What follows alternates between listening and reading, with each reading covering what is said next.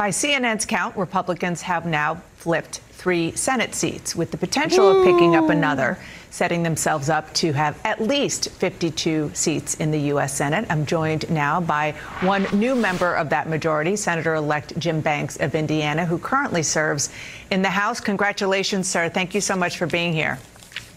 Thank you. One of the top issues in your campaign was immigration and the border. What is the first thing that you want the president-elect to do? Well, I have no doubt. Donald Trump is going to be inaugurated on January 20th. He's going to hop in a car, drive down Pennsylvania Avenue, swing the door open of the Oval Office, and he's going to immediately sign executive orders to go back to the effective Trump policies like remain in Mexico, allow us again to build the wall at the southern border, and then end catch and release. And that's the perfect Trump formula to begin the process to secure the border. What's different about this time from last time is he's going to have backup in the Congress to support him to do it. And we will give him the funding that it takes to fully build the wall, to support our Border Patrol agents to do their important work. But it's going to start with those executive orders on day one. Joe Biden overturned all of those Trump policies on his first day in office, and Donald Trump's going to immediately reverse that and go back to what we know will work. You told the Indy Star yesterday, quote, "We're going to begin the process of deporting the over 15 million illegals that have come into this country under Joe Biden's watch." First of all, just to better understand what the actual policy and how it's going to be executed will be, do you see all undocumented immigrants as sort of, should they all be kicked out of the country? Well, some conservative estimates say that there are at least 15 million illegals who have come into the country on Joe Biden's watch. It's my hope that we deport every single one of them that we can. And it starts with deporting violent criminals who are in the United States, who came here illegally, who have committed violent crimes. And I think once you do that, President Trump is committed to making that his first and top priority when it comes to mass deportation. And then also on top of that, increase the penalties on businesses who hire illegals in our country and take away the incentive for them to be here and for them to come here. And I think many of them will leave on their own. Wasn't Kamala the border czar or some shit? There's no such thing as a border czar. It was a completely made up position. I still feel like one of the main reasons they can't do this is simply purely because it would just mean like the collapse of a bunch of industries that rely on undocumented labor, you know, and it benefits the business owners, the capital owners in that class, and they're going to lobby against it, you know? The mass deportation plan needs to be an immediate focus of the House and the Senate. I believe when the dust settles, we're going to have a even bigger majority in the House, still a slim majority, but a bigger majority by a couple of seats in the House. And we'll have the ability to work together in both chambers to fund the mass deportation effort and give the president the backup that he needs to make it happen. So just to be clear, I know you say that it would be the people who are criminals first, but then ultimately every undocumented immigrant in this country, even those who perhaps are deemed by their neighbors as contributing to society, or perhaps those who are married to American citizens or legal immigrants. That's it. Children, adults, older people, they all should be gone. The American people spoke loud and clear on Tuesday. They gave this president and Republicans a mandate to do everything that we can. The goal should be to deport every illegal in this country that we can find. And as I said a moment ago, if you take away the incentive for them to come here in the first place by turning up the pressure on those who employ illegals, then you've taken away the incentive. They're going to go back to where they came from. So you start with the violent criminals. That Americans are counting on President Trump and Republicans to send them back to reduce violent crime in this country. But I think the goal has to be, and the American people expect it to be, to deport those who came here illegally. And how does that work?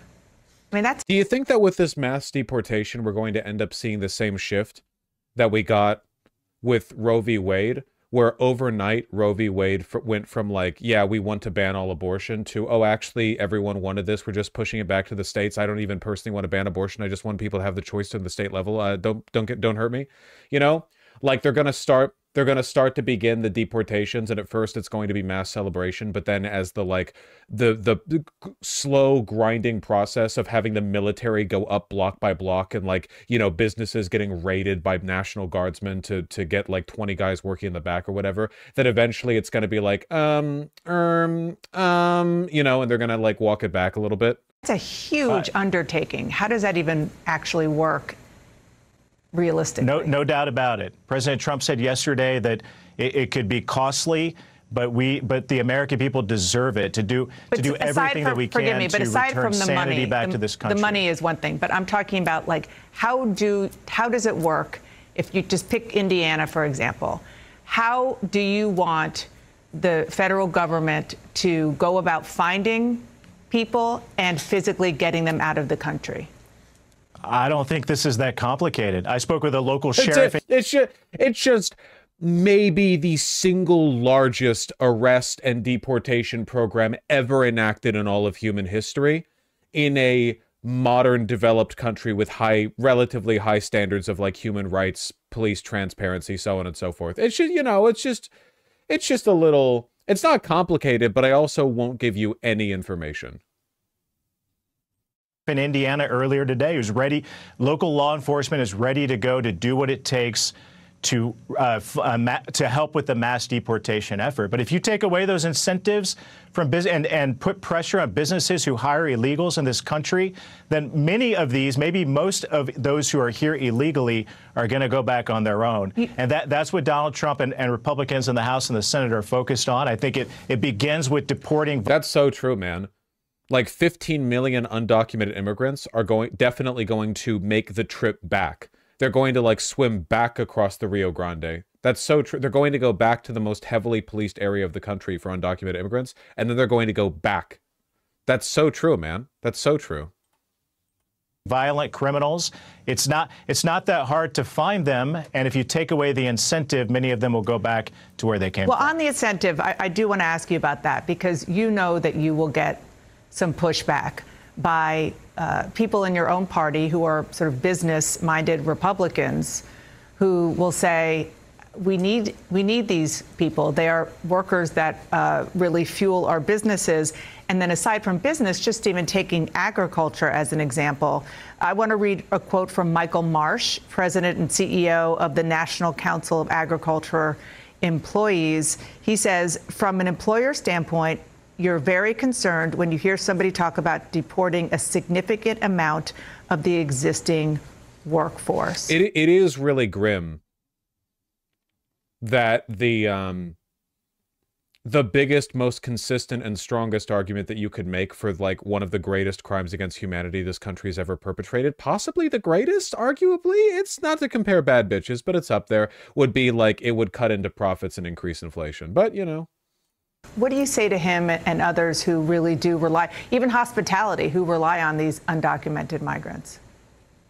A mandate is a mandate. And oh my God, I forgot about slavery. I'm so sorry.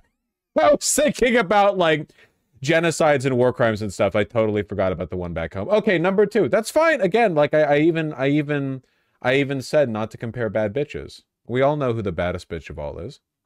The president winning the popular vote on Tuesday is a strong signal that this is what the American people, the public, expects us to do. And only Republicans who completely misread the moment, who don't understand what the mandate means, and I don't think there are very many of them left in Congress.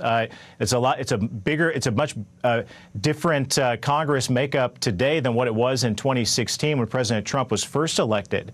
You don't have Republicans in the House and the Senate who will fight back against President Trump to do what the American people want him to do, to deport illegals and to secure the border. The American people are counting on us to do it, and that will be our focus. Before I let you go, the filibuster is something that you're going to have to contend with. Yeah, I really wish they would just be straightforward, but of course they're not going to be. I genuinely don't think we're going to get any straight answers from them, like at all, before Trump's administration takes root, you know? None of them are going to put their feet down and say, like, yeah, of course we're going to do this horrible shit. They're all just going to keep dancing around it over and over. What else? You have to stop oversaturating me with the opinions of this individual. Please, God, help me. Okay, now it's actually too warm in this jacket. It was foolish of me to put it on. Potentially, now that you are going to be in the U.S. Senate, not a House thing. The Republicans, of course, don't have 60 votes and will not get 60 votes after all the dust settles. So as long as the filibuster does remain in place, Democrats will have the ability to block legislation. Do you want to keep the filibuster, or do you believe that the Republicans should consider? Do you want to keep this arbitrary, like, gentleman's agreement that you could easily bowl over that prevents you from obtaining ultimate power? Would you like to, purely for the sake of civility, grant a veto power to Democrats in the Senate? Trying to find a way to do away with it. Well, remember, Democrats campaigned on doing away with the filibuster. Right. And so what do you think? The voters spoke loud and clear on Tuesday. We're likely to have 53, maybe 54 Republican senators. We don't need to do away with the filibuster. We should have at least 3 bites at the apple of a legislative process and maneuver called reconciliation, which will avoid the 60-vote rule. The Democrats used it to massively expand the federal government when they had both the House and the Senate in Joe Biden's first 2 years, and Republicans are already preparing the way to use reconciliation to do things like bring down the cost of groceries, to bring energy production back to the United States, and to undo the massive expansion of the federal government and federal spending. And that will bring down inflation in our country, and reconciliation is a way to do it, to allow for a simple majority vote in the United States. You can just get away with saying that on CNN, you know? Bring down inflation. Inflation's at like 2% right now. United States Senate. So it sounds like you're saying no, keep the filibuster in place. You can keep the filibuster. You use reconciliation. We could use it 3 times in 2 years because we have 3 opportunities to do it. And I think Republicans were ready to go. We've been preparing for this moment. That's a big difference between 2016 and 2024 as well. We're prepared. We're ready to go. Donald Trump knew he was going to win on Election Day, and he knew it for a long time. No, he and he's did not. been preparing his This surprised him as well. All right, Ghoul.